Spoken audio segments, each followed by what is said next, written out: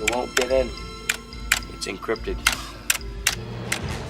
How is this possible? Cryptography systems are based on mathematical problems so complex they cannot be solved without a key. Na era digital, uma das formas de protegermos nossas informações é com criptografia. A criptografia usa funções matemáticas para embaralhar nossos dados de tal forma que ninguém mais consiga lê-los. A menos, é claro, que tenha uma chave secreta para desembaralhá-los. Mas isso não impede os vilões de tentarem, então é importante fazer isso direito. Neste e nos próximos 2 vídeos, teremos uma visão geral de como a criptografia funciona e por que ela é importante para nós. Falamos sobre criptografia e a era digital, mas, na verdade, a criptografia não é algo novo. Uma das formas mais antigas conhecidas de criptografia é a cifra de César. Essa cifra era usada por Júlio César ao se comunicar com seus generais. Veja esta frase simples que poderia ser enviada a um general. Ela é facilmente legível e é chamada de texto simples. Para criptografar essa informação, pegamos cada letra e a deslocamos um certo número de posições. Aparentemente, César deslocava seu alfabeto em 3 posições, então faremos o mesmo. Depois, pegamos cada letra da frase em texto simples e a substituímos por uma letra deslocada. Assim, P vira S e R vira U. E vira H, e assim por diante, sempre deslocando 3 letras. O resultado é uma frase embaralhada e ilegível. Isso é chamado de texto cifrado. Quando o general recebe a mensagem criptografada, ele precisa descriptografá-la. Isso é feito simplesmente revertendo o processo. Mas, para que isso funcione, o general precisa saber quantas letras foram deslocadas. Se ele tentar outro número que não seja 3, não conseguirá decodificar a mensagem original. Então, para nós, o número 3 é a chave de criptografia. Usamos esse número para criptografar a mensagem e o usamos novamente para descriptografá-la. Se quisermos, podemos usar outro número como chave. Isso funciona como uma senha. É essencial que essa chave seja mantida em segredo, pois qualquer pessoa que a tiver poderá descriptografar nossas mensagens. A cifra de César é um tipo de criptografia chamada cifra de substituição. Isso porque estamos apenas substituindo uma letra por outra.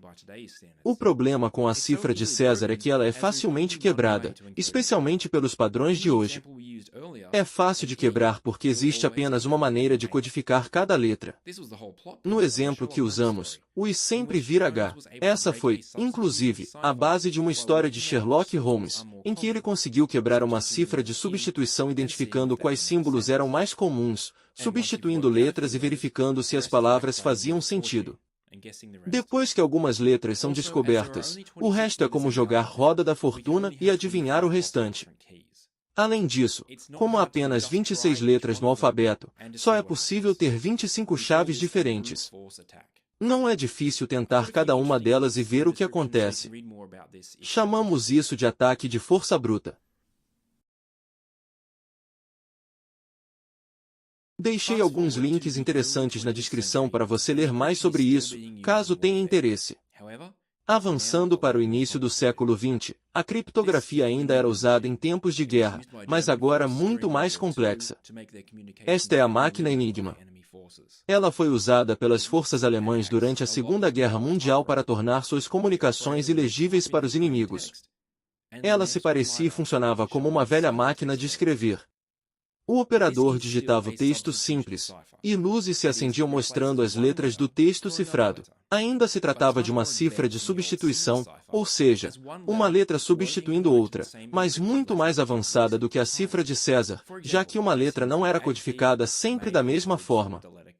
Por exemplo, pressionar a tecla A podia gerar a letra quadra pressionar A de novo, e agora podia sair um S a cada tecla pressionada, a codificação mudava. Cada máquina Enigma possuía uma variedade de configurações. Na frente havia um painel de conexões, que podia ser reconfigurado. Dentro, havia rotores que giravam a cada tecla pressionada. É assim que a codificação mudava continuamente. Havia diferentes rotores que podiam ser usados e configurados em diferentes ordens. Essa combinação de configurações formava a chave. Se você soubesse quais configurações foram usadas para criptografar uma mensagem, poderia configurar a máquina de forma correspondente e então descriptografá-la. Durante muito tempo, esse código foi considerado inquebrável. Havia tantas combinações possíveis de chave que levaria várias vidas de um matemático para forçar uma solução por tentativa e erro. Além disso, as chaves mudavam todos os dias. Muitas pessoas tentavam quebrar o código. Eventualmente, o matemático inglês Alan Turing e sua equipe obtiveram algum sucesso. Turing construiu uma máquina chamada bomba, uma antecessora dos computadores modernos, projetada especificamente para quebrar criptografia. Ela testava rapidamente diferentes combinações de chave e descartava aquelas claramente incorretas. Isso resultava em algumas configurações prováveis, que então podiam ser verificadas manualmente. Isso ficou mais fácil quando descobriram que os operadores sempre usavam frases padronizadas em suas mensagens criptografadas, como sempre começar com uma previsão do tempo e terminar com a mesma saudação. Se você tiver o texto cifrado e também o texto simples correspondente, fica muito mais fácil para alguém inteligente encontrar a relação entre os dois. Hoje em dia, criptografamos todos os tipos de coisas, não apenas mensagens de texto. Isso acontece o tempo todo, e você pode nem perceber. Pense no seu navegador quando visita um site seguro, como o do seu banco. Você vê um cadeado. Isso indica que a conexão com o servidor web é segura. Seu navegador está usando algoritmos e protocolos de criptografia para embaralhar os dados que você envia e recebe. E sim, são muito mais avançados que as antigas cifras de substituição. E isso é só o começo. Podemos usar criptografia para manter informações privadas enquanto são transmitidas ou mesmo armazenadas num disco rígido. Mas as maneiras criativas de usar a criptografia não param por aí. Uma mensagem nem sempre precisa ser secreta, mas muitas vezes precisamos confirmar que ninguém a alterou. A criptografia pode nos ajudar a verificar a integridade de uma mensagem. E quando você está online, com quem está se comunicando? Como saber se a pessoa ou o servidor é realmente quem diz ser? A criptografia também pode nos ajudar aqui, desempenhando um papel na autenticação. E ninguém pode ignorar a explosão relativamente recente das criptomoedas. Sim, isso mesmo, elas também usam princípios criptográficos.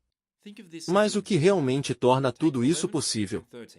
Basicamente, números muito grandes e complicados e matemática.